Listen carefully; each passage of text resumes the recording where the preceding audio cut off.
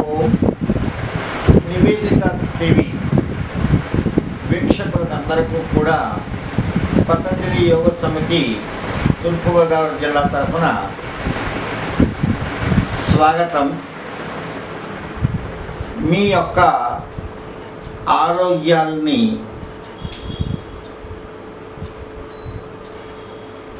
ఏ రకంగా సంరక్షించుకోవడానికి కుదురుతుంది అనేటటువంటి విషయాల్లో కొన్ని సూచనలను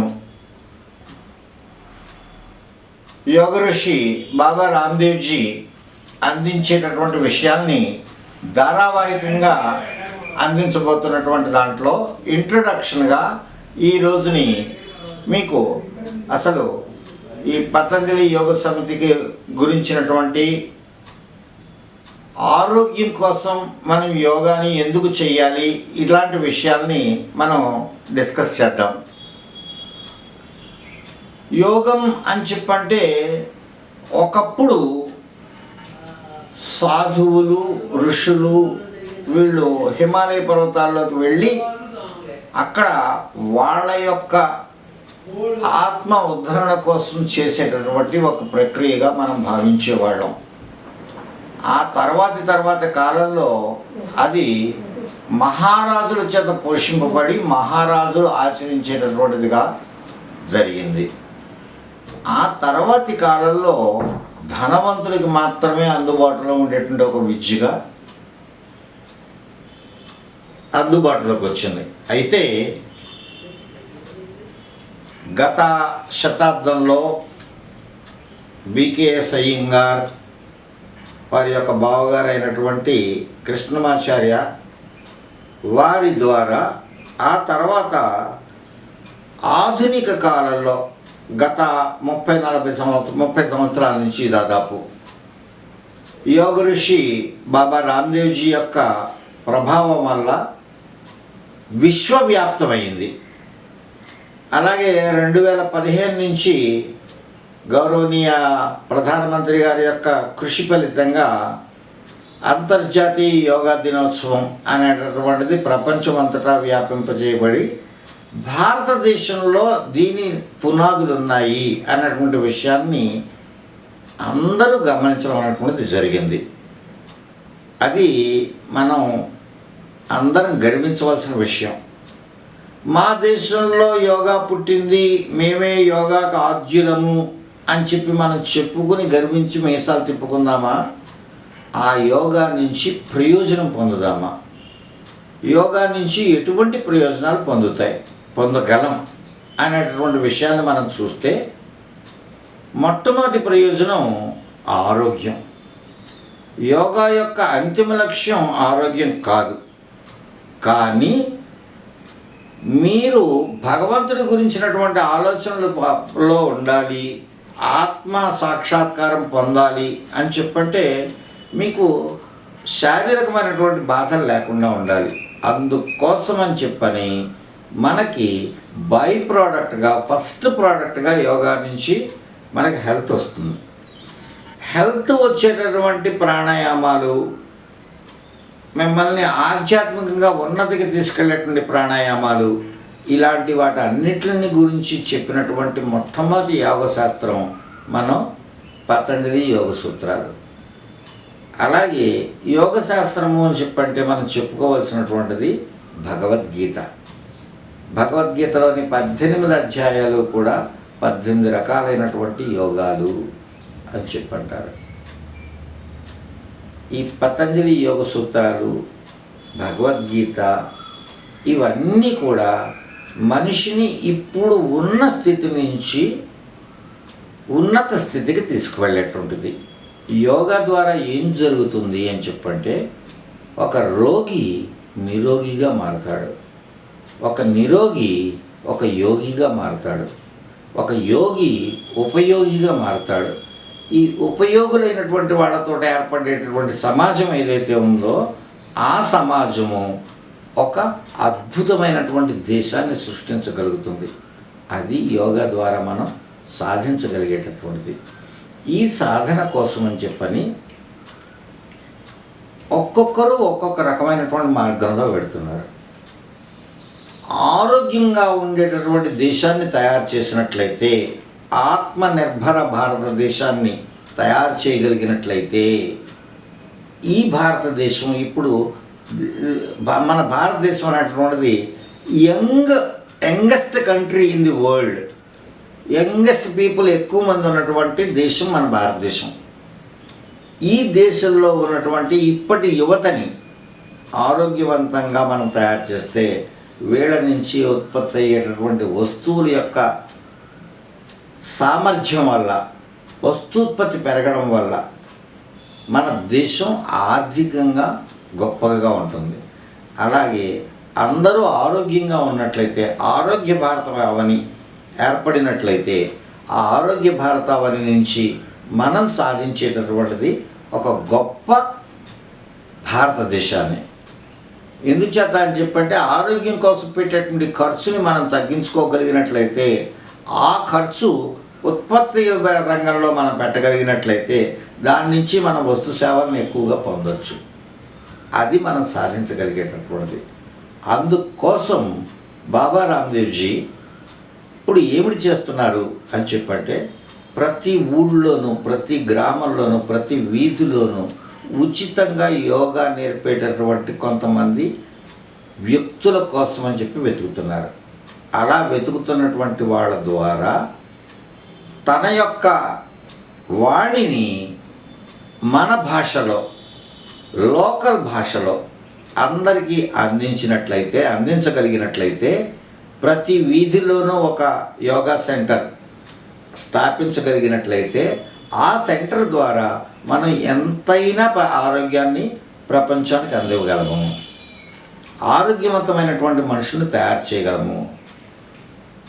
స్వదేశీ పరిజ్ఞానంతో వాళ్ళు స్వదేశీ ఉత్పత్తుల్ని కొనడం ద్వారా మన దేశపు డబ్బు మన దేశంలోనే ఉండేలాగా ఇన్ని రకాలైనటువంటి సదాశయాలతో ప్రారంభింపబడినటువంటిదే భారత స్వాభిమాన్ ట్రస్ట్. మన యొక్క స్వాభిమానం మనకు ఉంటుంది.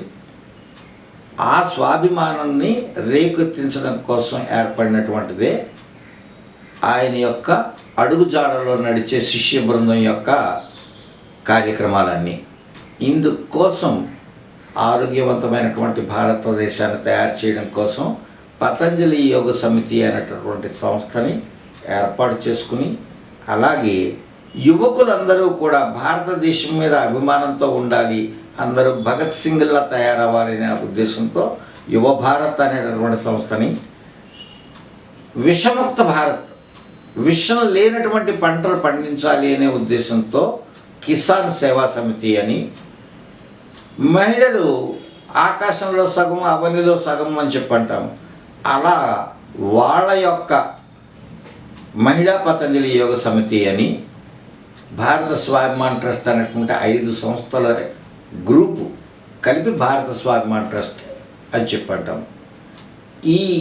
వీళ్ళు చేసేటటువంటి పనులు ఏమిటి అని చెప్పంటే, ముందుగా యోగా ద్వారా ఆరోగ్యాన్ని అందరికీ అందించడం. ఆరోగ్యవంతమైనటువంటి మనిషి యొక్క ఆలోచనలకి, అనారోగ్యంతో ఉన్న మనిషి యొక్క ఆలోచనలకి చాలా తేడా ఉంటుంది. ఆ తేడా ఎప్పుడైతే మీరు ఆరోగ్యంగా ఉండి ఎటువంటి వ్యాధి లేనటువంటి మనిషి ఉన్నారో, వాళ్ళ యొక్క ఆలోచనలు సకారాత్మకంగా ఉంటాయి, అంటే పాజిటివ్గా ఉంటాయి. ఆ పాజిటివ్ థాట్ ఉన్నటువంటి వ్యక్తుల యొక్క సమూహాన్ని మనం కలపగలిగినట్లయితే ఒక మంచి భారతదేశాన్ని తయారు చేయగలం. అందుకోసం ప్రతి ఊర్లోనూ ఒక యోగా సెంటర్ అనేటటువంటిది మీరు ఎక్కడ వీలైనట్టయితే అక్కడ, అది రామాలయం కావచ్చు, చర్చి కావచ్చు, మసీదు కావచ్చు, ఎక్కడైనా సరే ఒక స్థలం, ఒక పార్కు కావచ్చు, ఒక ఇంటి అరుగు కావచ్చు, ఒక 10 మంది కలిసి ఒక చోట కూర్చుంటే, ఒక్కళ్ళు కూర్చుని ఏ పని చేయడం చాలా కష్టం అవుతుంది. 10 మంది ఎప్పుడైతే కలుస్తారో 10 మంది యొక్క మంచి ఆలోచనలు కలుస్తాయి. అందుకోసం ఒక స్థలం చూసుకుని ఆ స్థలంలో మనం యోగా కార్యక్రమం అనేటువంటిది మొదలు పెడితే, అలా వ్యాపించినట్లయితే మొత్తం అందరికీ ఆరోగ్యం అనేటటువంటిది లభిస్తుంది.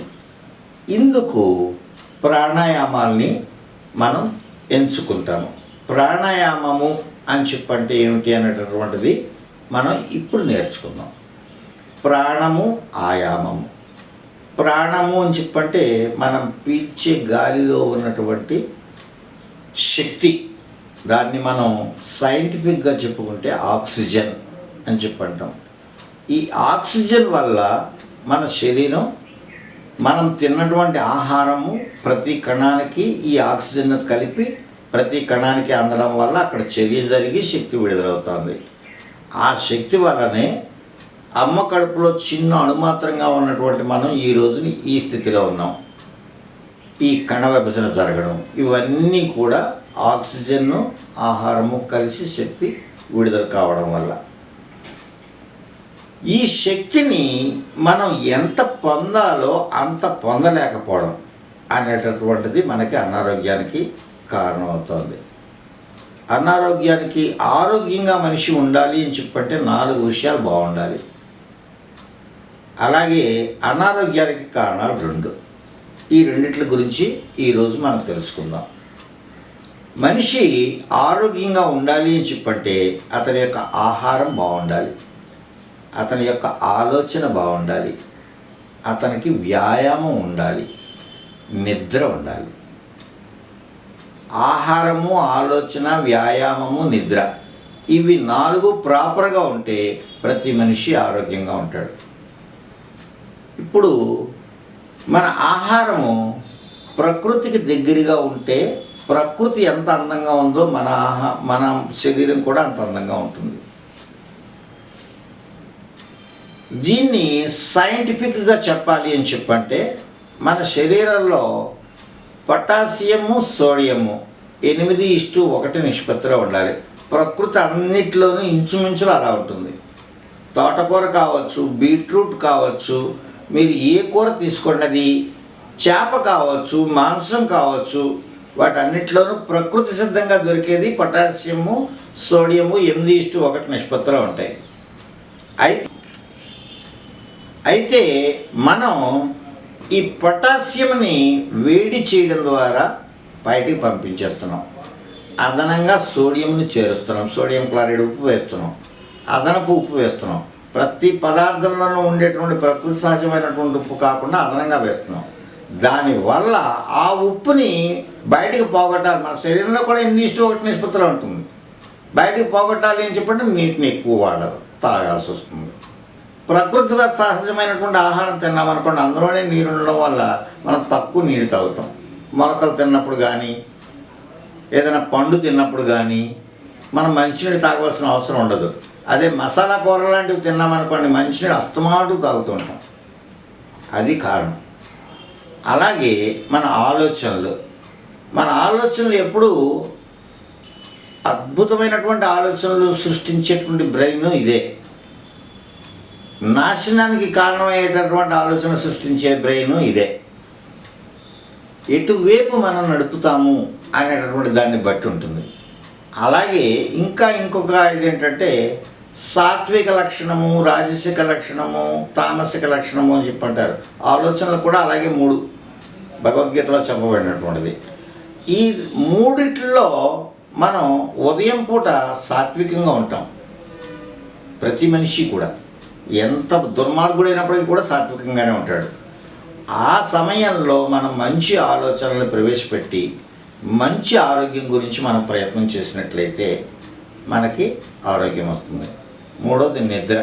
ప్రతి మనిషి కనీసం 8 గంటలు, అంటే బాగా పెద్దవాళ్ళు ఏంటంటే ఆరోగ్యవంతుడైనంటే 6 అవర్స్ కూడా సరిపోతుంది అని చెప్పంటారు. 6 to 8 అవర్స్ నిద్ర. మనం నిద్రపోతున్నామా? హాయిగా నిద్రపోతున్నామా? నిద్రపోవడం లేదు. ఎందువల్ల నిద్రపోవడం లేదు అని చెప్పంటే దానికి కారణాలు ఏమిటి అని చెప్పంటే 1 టీవీ, 2 సెల్లు. ఈ రెండింటిని కనుక మనం రాత్రి 8 ఆపేయగలిగినట్లయితే మనం ఆరోగ్యంగా ఉండగలం. రాత్రి 11 దాకా మనం వాటితోటే గడుపుతుంటే 12 దాకా మన శరీరంలో రెస్ట్ తీసుకోవాల్సినటువంటి లివర్ ఇలాంటి వాటికి రెస్ట్ ఇవ్వడానికి ఆస్కారం ఇవ్వకపోతుంటే అది ఇబ్బంది. వ్యాయామం. ప్రొద్దుట లేస్తున్నాం, మనం బయటికి వెళ్ళాలి, షటిల్ ఆడడానికి వెళ్ళాలి, లేదా పార్కు వెళ్ళాలంటే బండి మీద వెళ్తాం, ఆఫీస్కి బండి మీద వెళ్తాం. ఆఫీస్ నుంచి ఇంటికి బండి మీద వస్తాం, లేకపోతే కారు మీద వస్తాం. నడక అనేటటువంటిది లేదు. మన చిన్నప్పుడు ఎక్కడికి వెళ్ళినా నడుచుకుంటూనే వెళ్ళాం. కింద నిక్కరే ఉండి ఆ కింద మన కాళ్ళకి జోడు కూడా లేనటువంటి పరిస్థితుల్లో మనం వెళ్ళాం. ఇప్పుడు మన పిల్లలు వాళ్ళు సెల్తోటే ఆడుతున్నారు తప్ప ఫిజికల్గా ఆడేటటువంటి అవకాశం అనేటువంటిది వాళ్ళు సెల్తోటే ఆడుతున్నారు తప్ప ఫిజికల్గా ఆడేటువంటి అవకాశం వాళ్ళకి మనం ఇవ్వడం లేదు, కల్పించడం లేదు.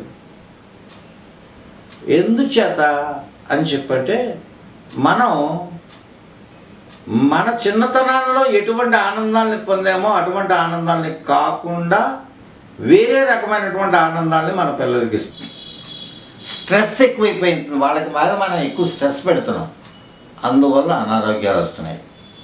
ఇప్పుడు మనకి ఆరోగ్యం కావాలి అని చెప్పంటే ఈ 4 ఉండాలి అని చెప్పి అనుకున్నాం. అనారోగ్యానికి కారణాలు 2.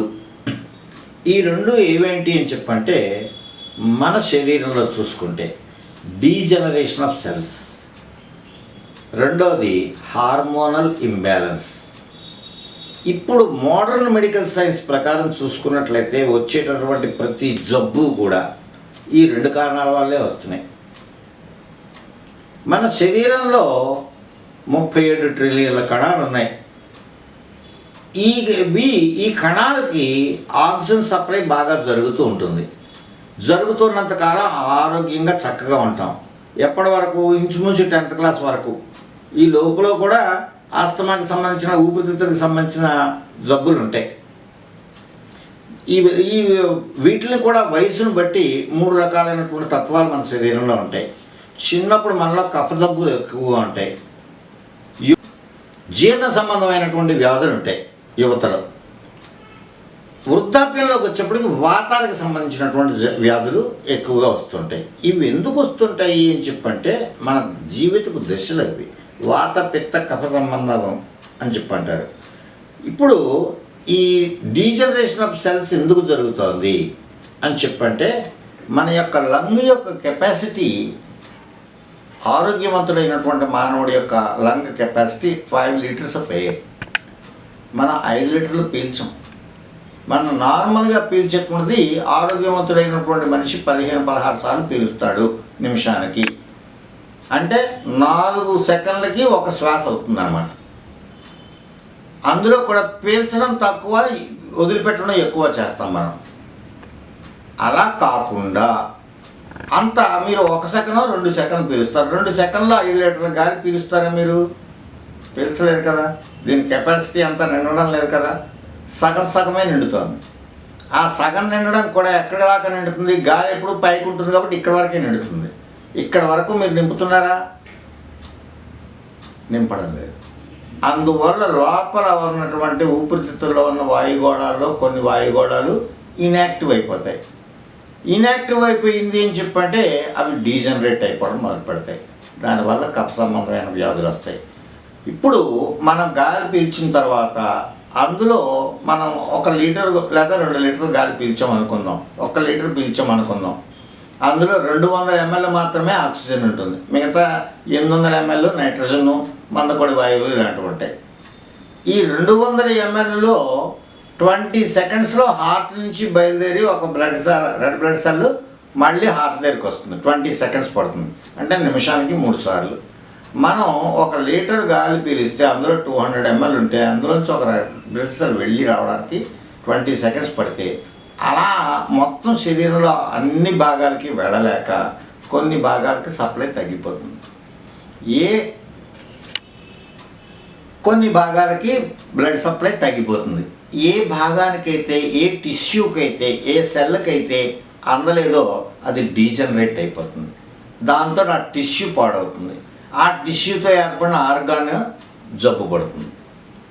ఆ రకంగా మనకు వ్యాధి వస్తుంది. మరి దీన్ని నివారించడం ఎలాగా అని చెప్పంటే we have to supply oxygen to each and every cell of our body. బాగా పంపించాలి అని చెప్పంటే ఏం చేయాలి? 5 లీటర్ల కెపాసిటీ ఉన్నటువంటి ఊపిరితిత్తుల్లో మనం 1 లీటర్ మాత్రమే నింపడం కాకుండా 5 లీటర్లు నింపాలి. ఆ నింపడం కోసం మనం చేసేటటువంటి ప్రాణాయామాన్ని భస్త్రిక ప్రాణాయామము. భస్త్రిక అంటే తిత్తి, కమ్మరి కొలువులో ఉండే తిత్తి, పూర్వం దాన్ని భస్త్రిక అనేవారు. దానికోసం మనం ప్రాణాయామం చేస్తాం. శ్వాసక్రియకి ప్రాణాయామానికి తేడా ఏంటంటే శ్వాసక్రియ మనకు తెలియకుండా జరిగిపోతుంటుంది, ప్రాణాయామం మనకి తెలిసి జరుగుతుంటుంది. లోపలికి గాలి పీలుస్తున్నాను, బయటికి గాలి వదులుతున్నాను అనేటువంటి ఎరుకతో పీల్చేటటువంటి శ్వాసక్రియని మనం ప్రాణాయామము అని చెప్పంటాం. దానికోసం ఏం చేస్తాము అని చెప్పంటే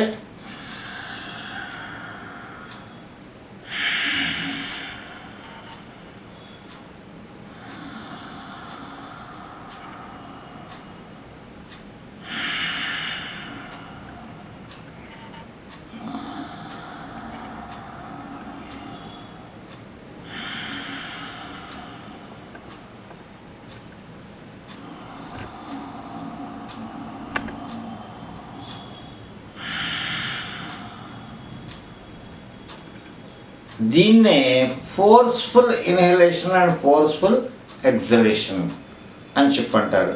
డయాఫ్రమాటిక్ డీప్ బ్రీదింగ్ అని చెప్పంటారు. మీ డయాఫ్రమ్ ఇక్కడి నుంచి 7 సెంటీమీటర్ల కింద కదిలేదాకా మీరు గాలిని పీల్చాలి. మీ ఛాతీ ఇలా పక్కలకి పైకి కూడా విస్తరించేలాగా, మొత్తం 2 ఊపిరితిత్తులు ఫుల్గా నిండేలాగా. ఇటువైపు 3 అరల కింద ఉంటుంది ఊపిరితిత్తి, ఇటువైపు 2 అరల కింద ఉంటుంది. 3వ అర కింద మనకి గుండె ఉంటుంది.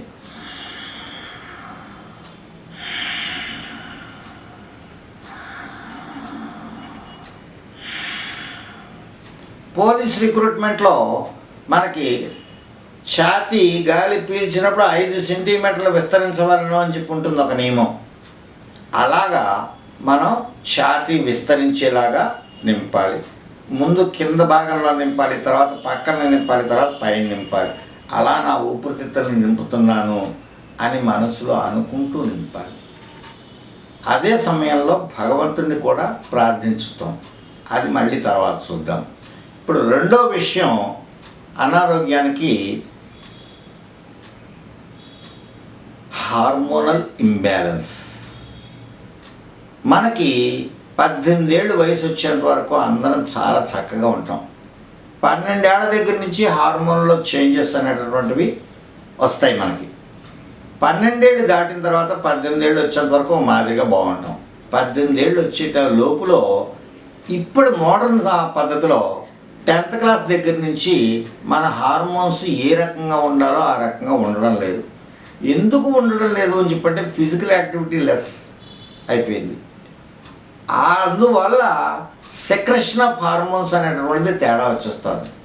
దానివల్ల ప్లస్ ఈ రోజుని మెడికల్ కోర్సులు చదివేటటువంటి పిల్లల్లో 50% మందికి పీసీఓడి ఉంటుంది. ఎందువల్ల వస్తుంది? పూర్వం హాయిగా అందరూ ఉండేవారు. దీనికి హార్మోనల్ ఇంబ్యాలెన్స్ ముఖ్యమైనటువంటి కారణం. ఎందువల్ల అని చెప్పంటే ఫిజికల్ యాక్టివిటీ అనేటువంటిది లేదు, సంతోషం అనేటువంటిది లేదు.